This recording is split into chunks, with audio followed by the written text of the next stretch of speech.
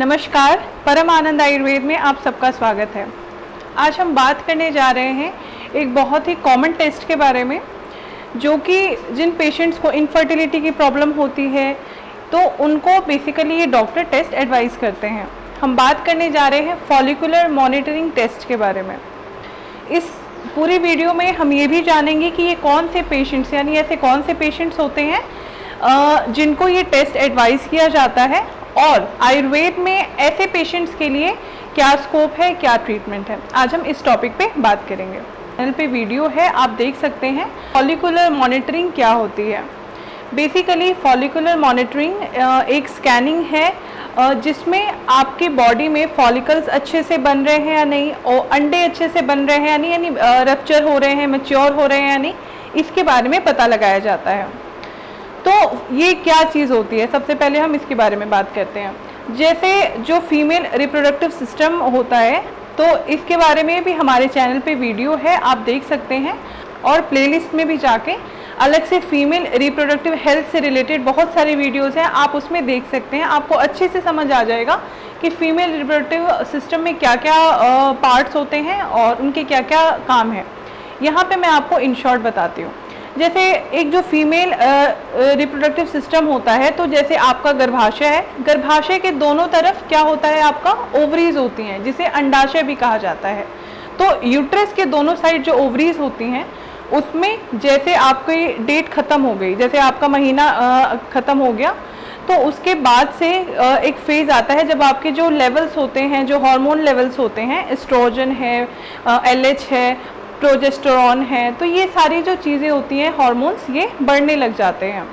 तो जब ये ऊपर की तरफ जाते हैं, तो जो दोनों अंडाशय हैं उसमें छोटे छोटे से फॉलिकल्स बनने स्टार्ट हो जाते हैं, जो कि अंडे जैसे होते हैं। यानी छोटे छोटे दोनों ओवरीज में, राइट में और लेफ्ट में, जो दोनों आपका अंडाशय यानी ओवरीज हैं, उसमें छोटे छोटे अंडे जैसे फॉलिकल्स बनने स्टार्ट हो जाते हैं।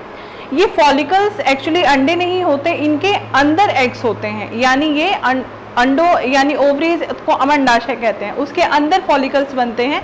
और ये फॉलिकल्स आप ये मानिए कि एक कवरिंग होती है, एक बैग होता है, जिसके अंदर फीमेल एग यानी ओवम मौजूद होता है।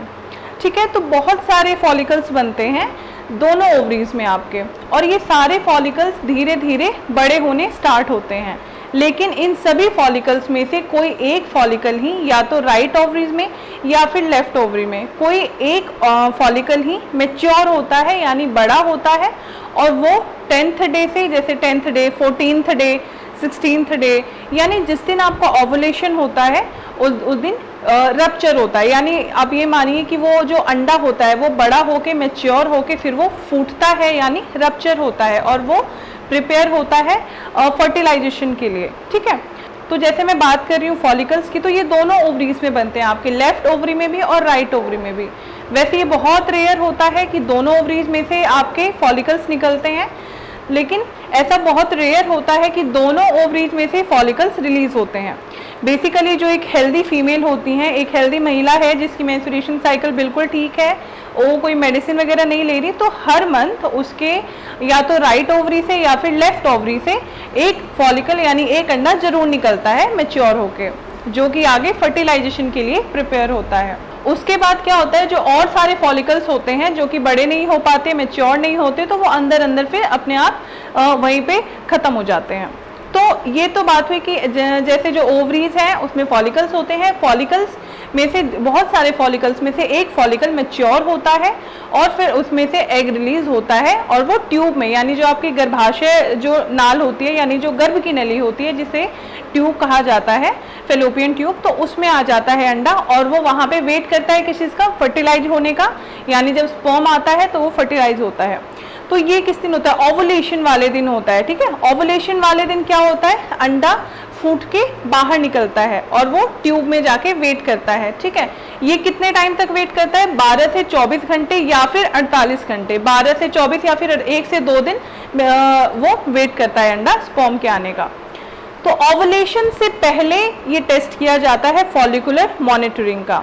ठीक है, अब ये टेस्ट क्यों किया जाता है, ये तो हमने बात करी कि फॉलिकुलर मॉनिटरिंग क्या होती है, ठीक है। तो यहाँ तक आपको समझ आ गया होगा कि फॉलिकुलर मॉनिटरिंग बेसिकली क्या है। फॉलिकुलर जो मॉनिटरिंग है, इसमें आपके फॉलिकल्स अच्छे से बन रहे हैं या नहीं, यानी जो आपके दोनों अंडाशय हैं उसमें फॉलिकल्स बन रहे हैं या नहीं, और अगर फॉलिकल्स बन रहे हैं तो वो बड़े हो रहे हैं या नहीं, वो मैच्योर हो रहे हैं या नहीं, और अगर वो भी मैच्योर हो रहे हैं तो जो अंडा है वो फूट के बाहर आ रहा है कि नहीं आ रहा है, ये सारी चीज़ें उसमें मॉनिटर की जाती हैं। तो बेसिकली यहाँ मोटा मोटा मैंने आपको बताया कि फॉलिकुलर मॉनिटरिंग क्या होती है। तो यहाँ मैंने आपको बताया मोटा मोटा कि फॉलिकुलर मॉनिटरिंग क्या होती है। अब हम बात करते हैं कि जो फॉलिकुलर मॉनिटरिंग है वो कब की जाती है। तो ये आपके जो महीना स्टार्ट होता है तो उसके 3rd डे से बेसिकली ये मॉनिटरिंग करनी स्टार्ट कर दी जाती है। इससे ये पता चलता है कि फॉलिकल्स बन रहे हैं या नहीं है, और कितने फॉलिकल्स हैं दोनों ओवरीज में आपके, तो ये सारी चीज़ें उसमें पता चल जाता है। और आपका जो अंडा है वो मैच्योर होके आगे बढ़ा है या नहीं, यानी फूटा है कि नहीं, रिलीज हुआ है कि नहीं, रप्चर हुआ है कि नहीं, ये सारी चीज़ें आपको फॉलिकुलर स्टडी में पता चल जाता है। तो जैसे इसके लिए डॉक्टर्स क्या करते हैं, मेडिसिन भी देते हैं जिनको जैसे ओवुलेशन नहीं होता। अब जैसे हम बात करते हैं कि ये किन लोगों यानी किन पेशेंट्स को ये एडवाइस की जाती है बेसिकली, तो जैसे मैंने बताया था वीडियो के स्टार्टिंग में ही कि जो इनफर्टिलिटी के पेशेंट्स होते हैं उनमें बेसिकली ये एक टेस्ट एडवाइस किया जाता है। इस टेस्ट में मैंने बताया आपको कि क्या क्या मतलब किस पर्पस से किया जाता है। तो एक वर्ड होता है एनएवुलेशन, यानी ओवुलेशन हो ही नहीं रहा, यानी कुछ ऐसे पेशेंट्स होते हैं जिनमें ओवुलेशन नहीं होता। अब जैसे अगर आप आगे बेबी के लिए प्लान कर रहे हैं तो आप डॉक्टर के पास जाते हैं, तो डॉक्टर आपको क्या एडवाइस करते हैं कि जब आपका ओवुलेशन आने वाला है तो आप उससे थोड़े दिन पहले इंटरकोर्स करें, या फिर on the day of ovulation, या फिर ओवुलेशन के अगर एक दिन बाद भी करते हैं तो एक ओवुलेशन वर्ड आता है वहाँ पे। ओवुलेशन का क्या मतलब है, ओवुलेशन का मतलब है कि उस दिन आपका अंडा फूट के बाहर आ गया है, तैयार है वो फर्टिलाइज होने के लिए, है ना। तो ये होता है ओवुलेशन का मतलब। ओवुलेशन क्या है इसके बारे में भी वीडियो है हमारे चैनल पे, आप देख सकते हैं।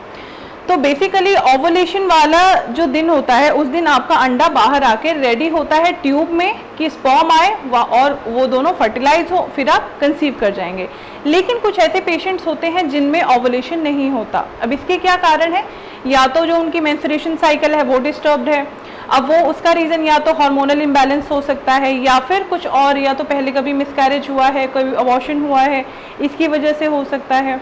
तो ये कुछ रीज़न है, या फिर जो पीसीओडी पीसीओएस के पेशेंट्स होते हैं उनमें भी ये प्रॉब्लम आती है।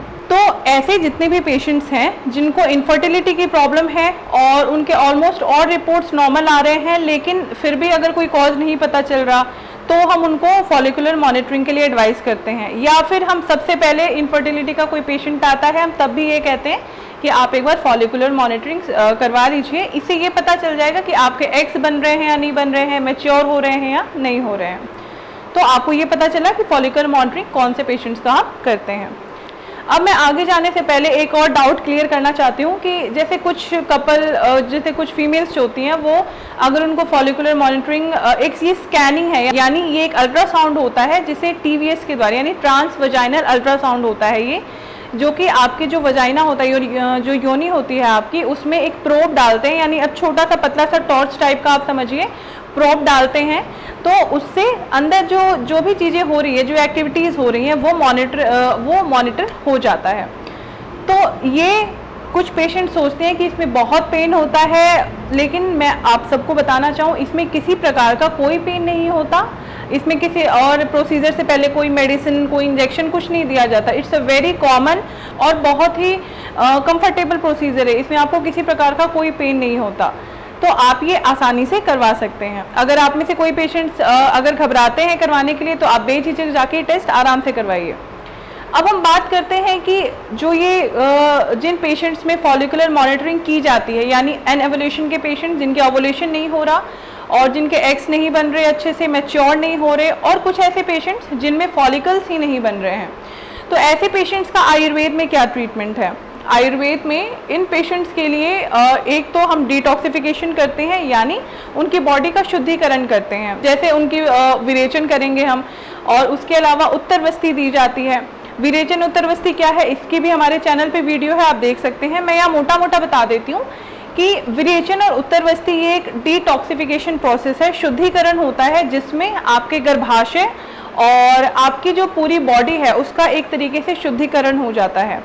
उसके बाद जब हम उत्तरवस्ती करते हैं, जैसे विरेचन किया आपका शुद्धिकरण हो गई, उसके बाद जब हम उत्तरवस्ती करते हैं तो उत्तरवस्ती से जो हम उसमें काढ़ा आपकी दोष, आपकी बॉडी में कौन सा दोष बढ़ा हुआ है या तो कौन सा दोष कम है, आपको क्या प्रॉब्लम है, जैसे पीसीओडी की प्रॉब्लम है या फिर ओवुलेशन नहीं हो रही है आपको, तो वो आपकी प्रॉब्लम के अकॉर्डिंग हम आपकी बॉडी में उत्तरवस्ती यानी आपकी जो योनि मार्ग है, नीचे की मार्ग से आपकी जो गर्भाशय है उसमें दवाई डालते हैं काढ़ा बना के या फिर कोई क्वाथ बना के वो डालते हैं। तो उससे क्या होता है कि जो अंदर प्रॉब्लम्स हैं, एग नहीं बन रहा या फिर आपके गर्भाशय में कोई दिक्कत है, आपके ट्यूब्स ब्लॉक हैं या फिर कोई भी आपके रिप्रोडक्टिव सिस्टम से रिलेटेड कोई प्रॉब्लम है, तो उसमें जो ये उत्तरवस्ती है ये बहुत कारगर सिद्ध हुई है।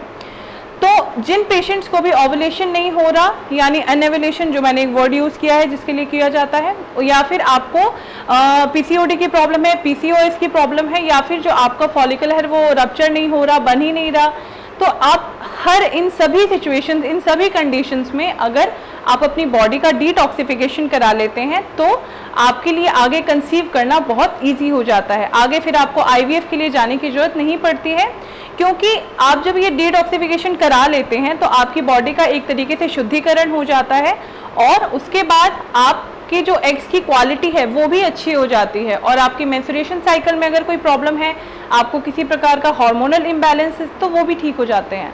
तो अगर आपको भी अंडे नहीं बनने या फिर आपका अंडा बड़ा नहीं हो रहा, फूट नहीं रहा, मैच्योर नहीं हो रहा, या फिर आपको पीसीओडी की प्रॉब्लम है, तो आप घबराइए मत। आयुर्वेद में उसका 100% सफल इलाज है, आप उसका दवाइयों के द्वारा भी इलाज करवा सकते हैं। आशा करती हूँ मेरी आज की वीडियो आपको अच्छी लगी होगी और आज की वीडियो में आपने जाना कि फॉलिकुलर मॉनिटरिंग क्या होती है। अक्सर लोग करवाते हैं लेकिन उन्हें ये नहीं पता होता कि ये कौन से पेशेंट्स में किया जाता है और क्यों किया जाता है और आयुर्वेद में उसका उपचार संभव है या नहीं है। तो आज की वीडियो में मैंने आपको यही बताया कि फॉलिकुलर मॉनिटरिंग क्या होती है और ये टेस्ट कौन से पेशेंट्स में किया जाता है और आयुर्वेद में ऐसे पेशेंट्स के लिए क्या उपचार संभव है। आशा करती हूँ मेरी आज की वीडियो आपको अच्छी लगी होगी। अगर अच्छी लगी तो इसे लाइक कीजिए और इसको जितना हो सके उतना शेयर कीजिए, और अगर आपने अब तक हमारे चैनल को सब्सक्राइब नहीं किया तो हमारे चैनल को सब्सक्राइब भी कर लीजिए। अगली बार फिर मिलती हूँ आयुर्वेद से जुड़े कुछ नए तथ्य लेकर। तब तक के लिए धन्यवाद।